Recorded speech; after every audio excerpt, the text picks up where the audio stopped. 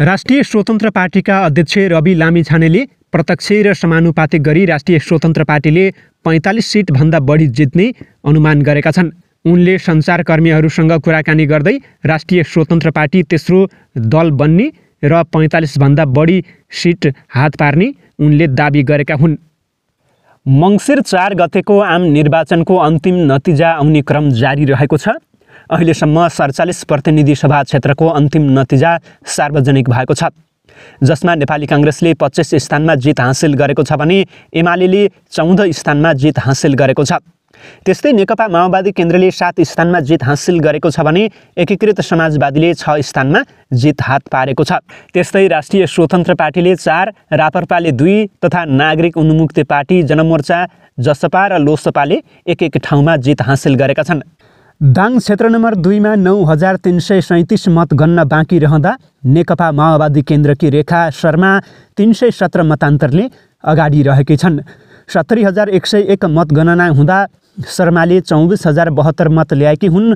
प्रतिद्वन्दी एमालेका शङ्कर पोखरेलले 23755 मत प्राप्त गरेका छन्। त्यस्तै राष्ट्रिय स्वतन्त्र पार्टीका विशाल अधिकारीले 14711 मत पाएका छन्। यहाँ 69446 मत खसेको थियो। नवगठित राष्ट्रिय स्वतन्त्र पार्टीका केन्द्रीय अध्यक्ष रवि लामिछानेले चितवन 2बाट फराकिलो मतान्तरसहित जित हासिल गर्ने भएका छन्। आज बिहान 7:15 बजेसम्मको मतगणना अनुसार लामिछानेले 42241 मत ल्याएका छन्। सत्तारूढ गठबन्धनबाट काङ्ग्रेसका उम्मेद्वार उमेश श्रेष्ठको 13929 मत आएको छ। एमालेका कृष्ण भक्त पोखरेलको 13308 मत आएको छ। चितवन 2 मा हालसम्म 73944 मत गणना भएको छ। यहाँ आइतबार भएको मतदानमा 84315 मत खसेको थियो। अब गन्न बाँकी 10371 मत रहेको छ। तर रविले आफ्ना निकटतम प्रतिस्पर्धीभन्दा 28312 मतान्तर कायम गरेका छन्। निर्वाचनको प्रारम्भिक नतिजाले आगामी प्रतिनिधि सभा र प्रदेश सभाको तस्बिर कस्तो बन्ला भन्ने सङ्केत दिइसकेको कतिपयले बताइरहेका छन्। यसअघिको संसदमा उपस्थितिको हिसाबले प्रमुख दल मानिएका मध्ये कतिपय दलहरूले यो निर्वाचनमा उल्लेख्य मात्रामा मत गुमाउने सङ्केत त्यसले देखाएको उनीहरूको बुझाइरहेको छ। प्रमुख दलका नेताहरूले पनि त्यसलाई अस्वीकार गरेनन्, तर त्यसको विस्तृत समीक्षा गर्न बाँकी नै रहेको उनीहरूको भनाइरहेको छ। निर्वाचनको अन्तिम घोषणा भएपछि आपसी तालमेल गरेर चुनावमा गएको सत्ता गठबन्धन कायम रहन्छ कि रहँदैन भन्नेमा पनि धेरैको चासो रहेको छ। सत्ता गठबन्धनका दलमध्ये नेपाली काङ्ग्रेसका नेताहरूले यो गठबन्धन कायम रहने र बहुमत पनि पुग्ने दाबी गरिरहेका छन् भने नेकपा माओवादी केन्द्र र नेकपा समाजवादीका नेताहरू त्यसबारे खुल्न चाहेका छैनन्। प्रतिपक्षी नेकपा एमालेका एकजना नेताले चाहिँ अन्तिम नतिजापछि आफ्नो नेतृत्वमा सरकार बन्ने र वामपन्थी दलहरूको गठबन्धन हुन सक्ने बताएका छन्। नेपाली काङ्ग्रेसका प्रवक्ता प्रकाश शरण महत सत्ता गठबन्धनका दलको मत केही घटे पनि बहुमत आउने दाबी गर्छन्।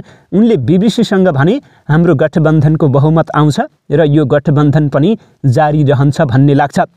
यद्यपि विपक्षीसँग मत अन्तर फराकिलो हुने अपेक्षा गरेकोमा त्यस्तो नहुने जस्तो देखिएको उनको बुझाइरहेको छ। गठबन्धनमा रहेको माओवादी केन्द्रका कतिपय नेता कार्यकर्ताले यो निर्वाचनमा काङ्ग्रेस इमान्दार नबनेको भन्ने प्रश्न पनि उठाएको बुझिएको छ। राजनीतिको शान्तिपूर्ण मार्ग पहिल्याएपछि पहिलो पटक जननिर्वाचित हुँदा माओवादी केन्द्रले उपत्यकालाई परीक्षणको रूपमा लिएको थियो। माओवादी द्वन्द्वले आक्रान्त भएका उपत्यकावासीले त्यतिबेला माओवादीलाई काठमाडौँको 10 मध्ये 4 र ललितपुरको 3 वटै क्षेत्रबाट आफ्नो जनप्रतिनिधिको रूपमा चुनेका थिए। माओवादी अध्यक्ष पुष्पकमल दाहाल प्रचण्डले काठमाडौँको 10 र रोल्पाको 1बाट निर्वाचित भएर प्रधानमन्त्री बन्ने अवसर पाएका थिए। माओवादीले पहिलो संविधान सभा निर्वाचनमा 31,45,519 मत प्राप्त गर्यो। कुल मतको करिब 30.52% र प्रत्यक्षतर्फ 120 सिट जित्यो। समानुपातिक र मनोनित गरी 109 थपेर 229 सिट ल्याएर माओवादीले सरकार बनाएको थियो। काठमाडौँ उपत्यकामा मात्रै ललितपुरका 3 वटै क्षेत्रमा कब्जा गर्यो। माओवादीले काठमाडौँ 2बाट तत्कालीन एमाले महासचिव माधव कुमार नेपाललाई हराएको थियो।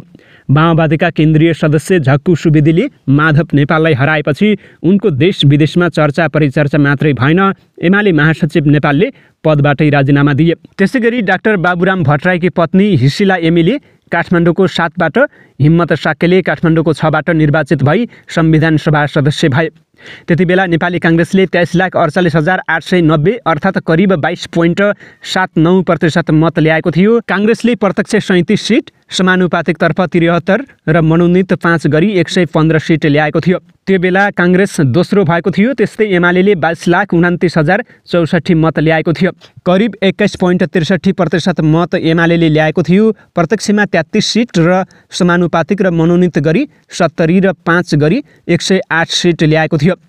जनताले माओवादीलाई पहिलो, काङ्ग्रेसलाई दोस्रो र एमालेलाई तेस्रो दलको रूपमा उठाए। काङ्ग्रेस एमाले आफ्नो जनमतलाई सहर्ष स्वीकार गर्दै आफ्नो भूमिकामा रहे। 2065 साउन 8 गते संविधान सभाले डाक्टर रामवरण यादवलाई नेपालको पहिलो राष्ट्रपतिमा निर्वाचित गर्यो।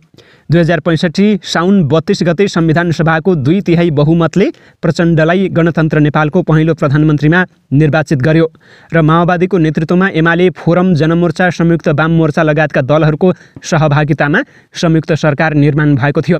तर माओवादीले सरकार सम्हालेपछि देशमा झन व्यथितिको चाङ लाग्यो। सरकारी प्रशासन भताभुङ्ग हुने अवस्था आयो, जसको परिणाम माओवादी सरकारबाट बाहिर मात्र बसेन, संविधान निर्माण नभई संविधान सभा विघटन भयो।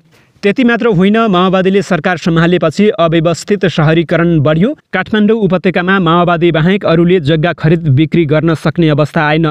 उनीहरू चाँडै नै नवधनाध्यमा परिणत हुँदै गए। यो क्रम बढ्दै गएपछि समाजमा आर्थिक व्यथिति बढ्दै गयो।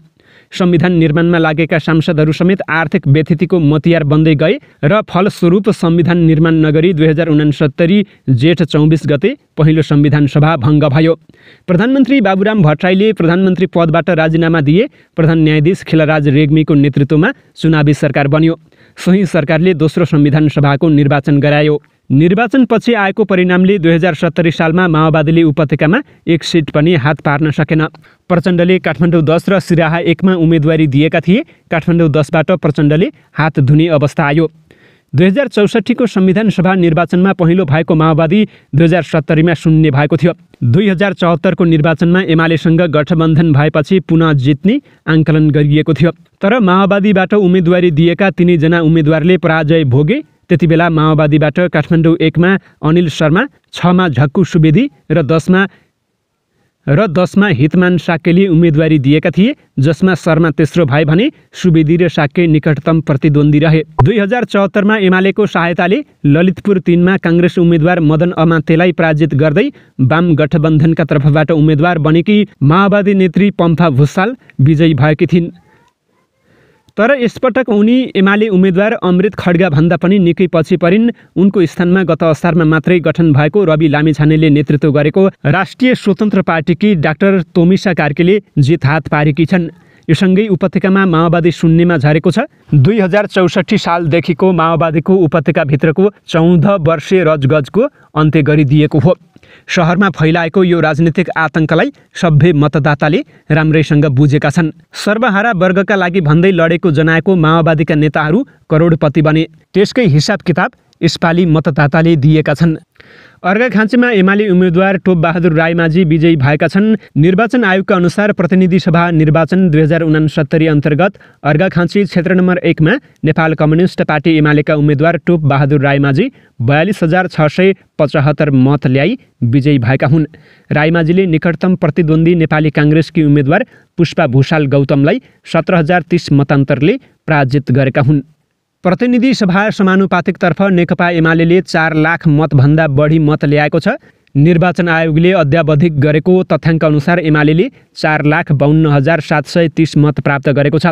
त्यसैगरी नेपाली काङ्ग्रेसले 4,16,184 मत ल्याएको छ।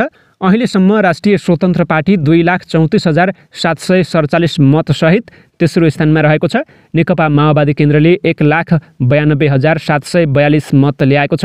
राष्ट्रिय प्रजातन्त्र पार्टीले 1,23,909, जनता समाजवादी पार्टी नेपालले 57,910 मत पाएका छन्। नेपाल मजदुर किसान पार्टीले 42,457, जनमत पार्टीले 28,344, नेकपा एकीकृत समाजवादीले 28,376 र नागरिक उन्मुक्ति पार्टीले 25,616 मत ल्याएको छ।